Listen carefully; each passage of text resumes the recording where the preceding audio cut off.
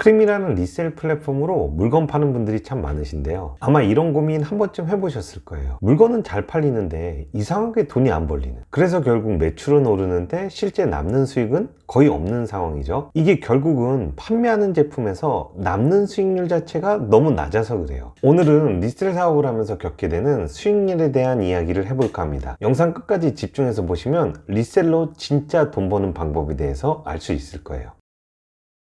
안녕하세요. 온라인에서 명품 팔고 있는 메타포입니다. 명품이나 브랜드 리셀로 돈 벌고 싶은 분들이 가장 많이 하는 고민이 결국 마진율인데요. 유명한 명품이니까, 인기 제품이니까 잘 팔리는 건 알겠는데, 근데 이게 진짜 수익률이 나오는 건지, 개인이 물건을 팔아도 만족할 만큼 돈을 남길 수 있는 건지 고민하시는 분들이 참 많습니다. 어렵게 리셀 사업을 시작했는데 마진 자체가 남지 않으면 아무런 의미가 없으니까요. 지금 명품 리셀로 사업하는 분들도 물건은 잘 팔려서 좋은데 남는 돈이 너무 적어서 힘들어하는 분들도 많습니다. 매출은 계속 높아지는데 수익률 자체가 워낙 적다 보니까 돈을 버는 것 같지가 않다는 거죠. 실제로 월 매출은 몇 천씩 되는데 가져가는 돈은 몇 백만 원도 안 되는 분들도 참 많다는 거예요. 그래서 오늘은 마진율을 높이는 방식 3가지에 대해서 말씀을 드려볼 거고요. 명품 리셀을 고민하거나 현업으로 활동하는 분들 모두에게 도움되는 이야기니까요. 집중해서 한번 들어보세요. 판매하는 명품의 마진율을 높이는 첫 번째 방법은 결국 남들이 잘 안 파는 걸 파는 거예요. 남들이 많이 팔지 않는 걸 수입해서 팔아야 높은 수익률을 남기고 팔 수 있습니다. 예를 들면 이런 거죠.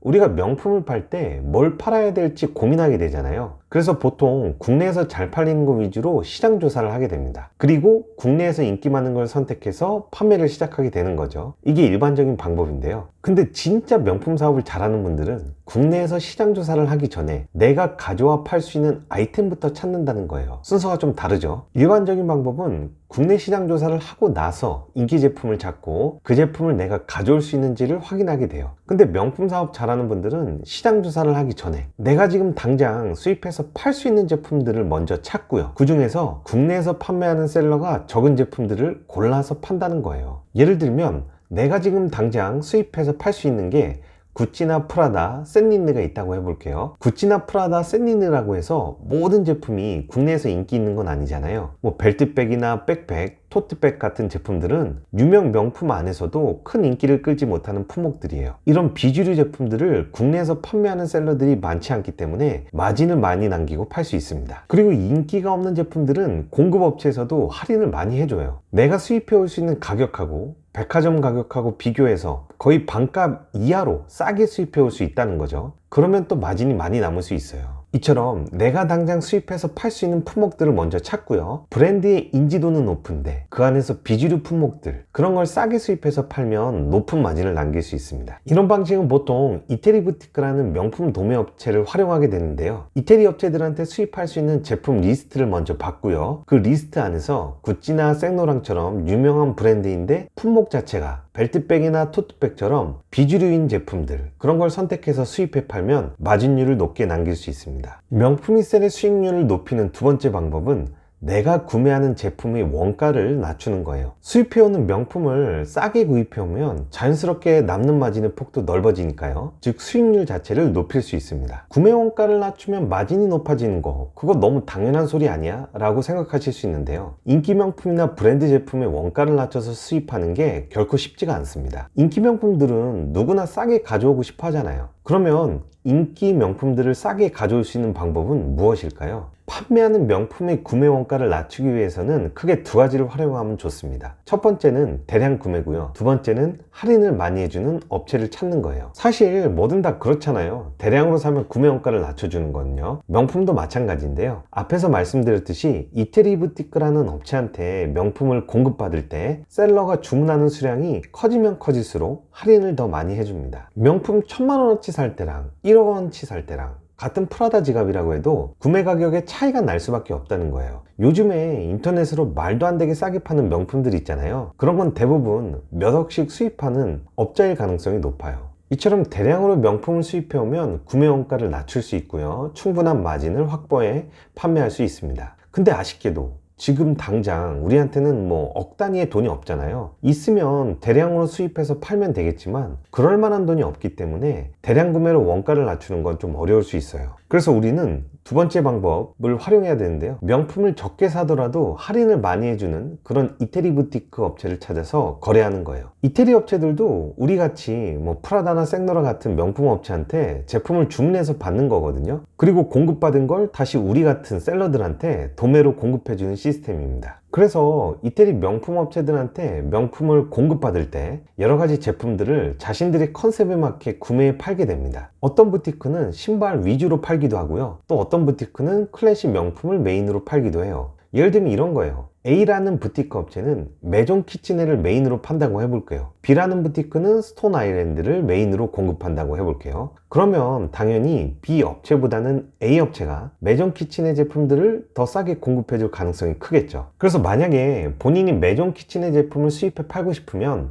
A랑 B 중에 누구랑 거래하는 게 좋을까요? 당연히 메종 키치네를 메인으로 하는 A라는 부티크 업체한테 더 싸게 공급받을 수 있다는 거예요. 이처럼 내가 메인으로 팔고 싶은 명품 브랜드가 있으면 그 제품을 최대한 싸게 공급해주는 그런 업체를 찾아서 거래하면 좋습니다. 그래야 할인을 더 많이 받을 수 있고요. 실제로 저도 현재 거래하고 있는 이태리 부티크 업체마다 수입하는 명품 브랜드가 전부 달라요. 100% 동일한 구찌 지갑이라고 해도 어떤 업체는 할인율이 10%지만 또 다른 업체는 할인율이 30%인 경우도 있으니까요. 이처럼 다양한 이태리 부티크랑 거래를 하면서 각 업체가 메인으로 취급하는 브랜드들을 수입해서 팔면 좋습니다. 그래야 각 명품들의 할인율을 최대한 높여서 수입할 수 있으니까요. 이게 좀 복잡한 이야기일 수는 있는데요. 그냥 간단하게 말해서 내가 팔고 싶은 명품을 가장 저렴하게 공급해주는 이태리 부티크 업체를 찾아서 거래를 하고 공급을 받아라, 이렇게 생각하시면 좋겠습니다. 명품 리셀 사업의 마진율을 높이는 마지막 방법, 바로 다양한 명품을 판매할 수 있는 능력이에요. 샤넬이나 에르메스 같은 하이엔드 명품부터 꼼데가르송이나 휴먼메이드 같은 일본 리셀 아이템, 이태리 부티크에서 수입할 수 있는 뭐 스톤 아일랜드 같은 패딩까지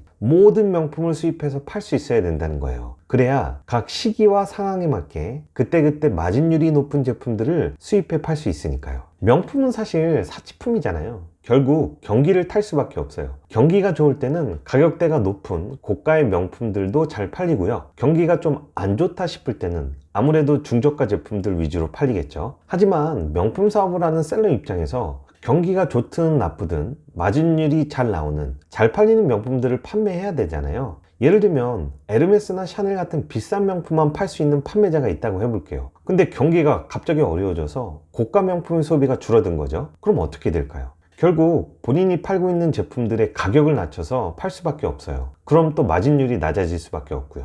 근데 또 다른 판매자는 중저가의 마르지엘라나 아미, 스톤 아일랜드 같이 컨템포러리 브랜드도 하이엔드 명품하고 같이 팔았다고 해볼게요. 에르메스나 샤넬에 비해서 경기 민감도가 낮은 편인 컨템포러리 브랜드는 경기가 좀 안 좋더라도 마진율을 높여서 판매할 수 있다는 거예요. 이처럼 현재 상황에 맞게 어떤 때는 에르메스나 샤넬 같이 고가 제품을 팔고요. 또 어떤 때는 마르지엘라나 스톤 아일랜드 같은 중저가 제품들을 팔라는 거예요. 그래야 마진율 걱정 없이 최대한 높은 가격으로 판매할 수 있습니다. 실제로 저도 판매하는 명품의 비중을 시기에 따라서 조절하고 있어요. 팬데믹 때 전 세계적으로 많은 돈을 풀었잖아요. 시중에 돈이 많이 풀려 있으니까 명품이 잘 팔렸고요. 그때는 가격대가 높은 고가의 명품들 위주로 팔았던 것 같아요. 그럼 또 이런 분들이 계실 거예요. 지금까지의 방법은 뭐 이해가 되는데 남들이 안 파는 명품은 어떻게 찾고 싸게 공급해주는 업체는 어떻게 찾냐, 다양한 명품을 수입해서 파는 방법은 뭐냐, 이런 의문들을 가질 수 있을 텐데요. 이 문제를 한 번에 좀 해결해 드리려고 제품 하나를 준비했습니다. 올인원 명품 패키지라는 건데요. 일본 명품 리셀부터 이태리 부티크랑 거래하는 방법까지 총 6건으로 구성된 명품 리셀 방법들을 하나의 패키지로 묶었습니다. 그냥 이 패키지 하나만 보셔도 명품 리셀을 고민하시는 분들에게는 최적의 해결책이 될 거고요. 매출 때문에 걱정이신 현업 셀러분들에게는 또 하나의 돌파구 역할을 해줄 겁니다. 올인원 패키지로 실제로 돈 벌고 있는 분들의 실제 후기도 담아놨으니까요. 고정 댓글에 남긴 링크에 들어오셔서 딱 5분만 읽어보세요. 아마 큰 도움 받아가실 수 있을 겁니다. 그럼 오늘도 영상 시청해주셔서 감사하고요. 다음 영상에서 또 찾아오겠습니다. 오늘도 행복한 하루 되세요.